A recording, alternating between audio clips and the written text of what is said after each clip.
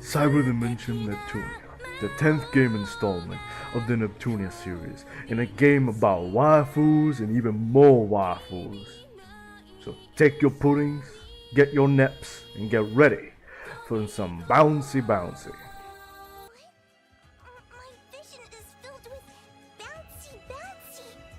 So you might be wondering, why am I doing a review on this game? They came out 2 years ago, and for that I say, I waited for updates and DLCs that sadly never came, and I might have forgotten the game for about a year. Regardless, I've been meaning to play this game and see if it really is better than the last Neptunia games we have seen in the past. Now, I will say this. The game from far away looks like Bert's bouncy bouncies, but when you get up close, it's emptier than Blonde's chess, which isn't a good thing. No offense, Blonde. Please, spare me. I know what you're thinking. But Tony, how can my waifu game be this bad? Well, to that, I will say, let me explain. First, the story. It's about a group of goddesses that get an early access code for the beta of 4 Goddesses Online. Now, if you think the story is going to be pretty generic and boring, you're 100% right, kiddo. The game story is pretty generic and starts off with the goddesses we all know and love to loot as well, in a grassy field where you learn how to play the game. Now, after you pass the tutorial, you will meet a character called Bouquet. She tells you her story for a brief moment and explains that she's an AI with learning capabilities of a human being. But before she could say much, Bert attacks her by putting her god gracious bouncy bouncies on her face and proceeds to make her nose bleed. Now, if you're also wondering, how does an AI have a nosebleed? We will never know. After Bert gets off of her, she then proceeds to tell the goddesses about the world's story and also explains their mission, that being to wake up the 4 goddesses and defeat the evil demons. So, they start their journey in this MMORPG VR world to defeat the evil demons. Now, I will say, I will fast forward a bit, because the rest of the story is pretty generic and forgettable at best. So the premise of the entire story ends up being that some girl by the name of Mines gets jealous and offers cheats and game-breaking powers to the characters that somewhat resemble characters from SAO. They go by the names of Kira and Black Cat. After a while, they get overpowered and start wreaking havoc across 4 Goddesses Online. Then, after progressing the story, you end up finding out that they're furries. Yes, you heard me correctly. Furries. They both combine into a big cheetah. After you beat the big cheetah, they go back to some world within the current 4 Goddesses Online world. God, I can't pronounce that. To only get betrayed and left stuck in some bug that the antagonist was the perpetrator of. Mind spawns an AI called Grim Reaper to kill any and all players of the beta. After multiple incidents regarding the Grim Reaper, the goddesses have a new mission. That is to destroy the monster that is the Grim Reaper, which they do after you go and defeat the antagonist's minds and get her reasons for all this commotion, which results on her getting banned from the beta, of course, you would have thought. Now, do you remember those characters that go by the names of Kira and Black Cat? If you don't, I don't blame you. In the end, they get banned from the beta, but I always found it weird that the GM, aka the fucking moderators, said she could get them executed or get them thrown off a cliff afterwards. She also says she could have them both arrested, which, if you think about it, is insane. How if you cheat in this world, you can get yelled or worse, executed. But that has to do with a more general storyline of the NEP series. Anyway, moving on. But that's the story of 4 Goddesses Online. I will say it's pretty generic and bland. The story feels like it needs more work done to it, because right now it just feels empty. Now, that said, there's some extra story which doesn't change anything. You just defeat the demons and that's all. Nothing really changes at all. If anything, I found it quite bland, like I said. Overall, the story's forgettable. Gotta can't pronounce that word. Bland, empty, but there are some funny moments in the story, but those are few. Now, the map design in this game is decent. Now, what do I mean by decent? Well, there are some maps that feel very small and there are some that feel very open. I did have issues with the TU temple map, gotta help I pronounce that correctly, the most. When you spawn on the map, you go through some pathways throughout the map. Once you go near the small areas along the pathways, you will hit an invisible wall. This makes the map feel very restrictive and makes you feel like the devs are putting a baby barrier on you. So any mistakes like jumping off a cliff won't result in death or anything punishing. And I know I said small area water, but bear with me because this is in every map. Now, maps like Feed Your Minds, Alf Plains, Hesti Crater, and Chronos Wasteland are more open and feel. Now, maps like For Your Mind, Alf Plains, Hesti Crater, and Chronos Wasteland are more open. However, they do contain invisible walls, so if you want to jump off for some odd reason off the fucking cliff and off the map and die, well, you can't, because this game doesn't allow you to do that, because guess what? Invisible walls. Even if you somehow ignore the invisible walls in this game, the map feels at times empty and random. You will have maps like a forest map, for example, with every mob in the game. However, when you go and see other maps, you don't see unique mobs, because like I said, usually most mobs are presented in every map, like a forest map or a cave map, etc.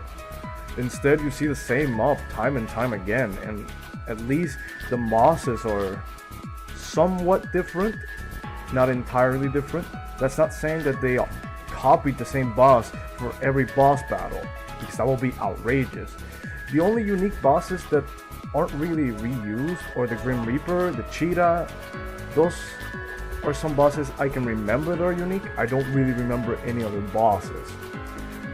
At least the graphics are impressive and better than the last Neptunia games of the franchise, which is not saying much. Now, I did have some frame rate drops and some lag in the game, but I think that's just my PC. I don't know. Maybe some other people have been having this issue. It just might be my PC. I think it is. But enough about graphics. Let's talk about something crucial for any and all games. Gameplay. And how does it stand out from the rest of the Neptunia games? Gameplay here feels pretty bland, and the combat here doesn't feel right. There are special abilities you can activate in a fight, like Element Shot and a few others. Now, why did I mention Element Shot and not other abilities? Well, let's just say the Element Shot that Uni has is a little too OP. What do I mean?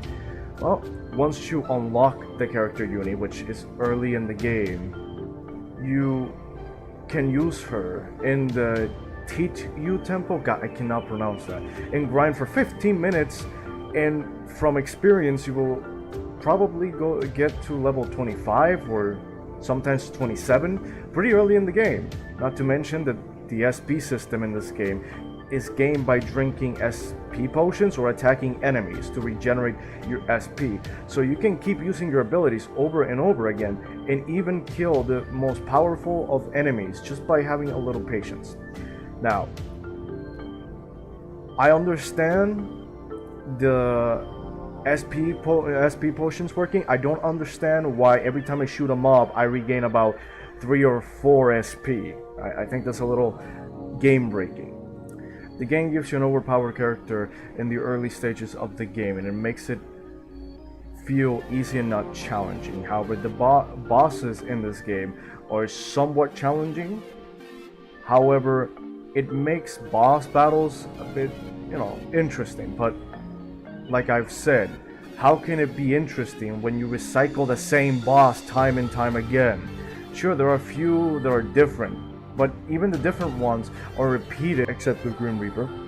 Bosses aside, the gameplay at best is decent and at worst feels like something's not right. Not to mention how you will be heavily depending on a lock system. Without this lock system, it makes the game much more difficult to shoot or hit enemies while you're running or moving in general. Do not, and let me express this, if you do buy this game, do not jump on top of the enemies while you're locked onto them. For some reason, there's a bug that makes you go around the circles while you're flying midair on top of your enemy, and your enemy can hit you and probably will kill you. I did have issues with the motion blur, but might just be me. Every time I jumped or moved and shot an opponent in battle, like I said, it might just be me, but for my game, this was an issue. Sometimes the screen would have this blur and, you know, it got a bit annoying. Yet again, like I keep saying, it just might be me. At least some of the weapons were decent and at times interesting, such as the pudding gun Uni has, that you can only get by exploring this game, and I love any game that rewards me for exploring parts of the map. People usually, you know, don't do that. Now, that's decent game design. However, I can't stop and think and feel that this game needs more in it.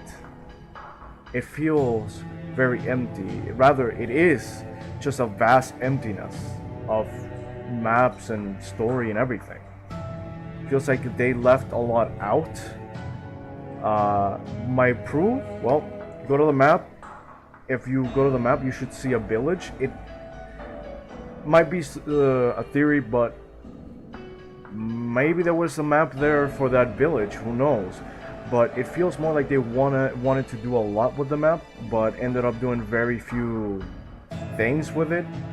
Maybe the budget got shorter, maybe they just said release this right now, who knows. But it feels empty and it feels something that could have been a great game or even a good game. But yeah, it's just that, it's empty. I will say this now, this game doesn't have good balancing, because I shouldn't have a level 1 character like Uni in an early game and go to a high level dungeon from the start and level up to level 25 already in early game. At least in the last Neptunia games, you actually had to do some serious grinding to get to level 25 or even 30 at early game. And that would take you hours at most. Nonetheless, you know when a game doesn't have a good balancing system, when you just enter a high level dungeon with just one level 1 character, and use one ability to kill all of the mobs and get to level 25 or level 27 in as little time as 15 to 18 minutes or even more. Usually RPGs would make it challenging for you, but this game makes it feel easy. The challenges are unchallenging at best. Not to mention that the story tells you most obvious things, like when you enter the Imperium shop for the first time and the game stops you to show you a scene where the goddesses just tell you, hey, you can buy and sell items here, when there are only 2 options, like buying and selling. Thanks, game. Apparently I'm retarded not to know these common sense and the only 2 options. Jesus. Didn't know you can buy and sell fucking in the fucking Imperium shop. Oh god, this is the fucking enlightenment. And why am I so angry? Because I don't like when games do this. Right? This is not the enlightenment. Other than that, the variety in this game is a joke, and the options are at least decent. But you better have it on sub all the damn time, because once you enter a cutscene, you can't even bring up the menu to change it from English to Japanese. And unlike the previous game, Cyberdimension attempts to have a different skill gap in learning curve, but it falls flatter than Blonde's fucking chest when there isn't much room for improvement. Now, I will say the learning curve here is easy, so anyone can get the gist of it early in the game. However, I think it's a bit too easy. It can make the game feel boring at times.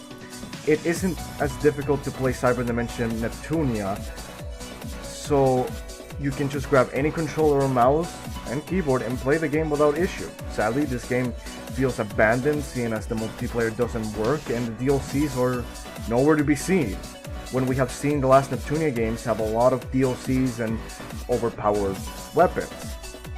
Now, you do get a few items if you were lucky enough to buy it or pre-order the game. And I know in previous Neptunia games, like I said, you could just buy it straight off the store. Sure, they were OP, but at least they were optional. Why am I mentioning this?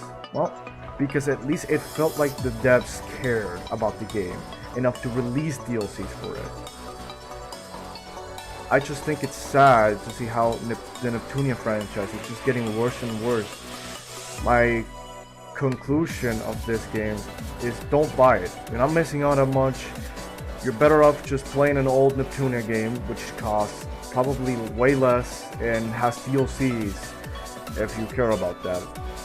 The game feels like it has a lot of potential. I think they were getting over ambitious, seeing as the game had a large playing areas, and at times it looked like there were parts of the maps that looked playable at least, or that had a map to begin with, but I guess they removed it. I don't know. It just feels empty. And my final thoughts are just don't buy this game. You're not missing out on much. Watch it on YouTube.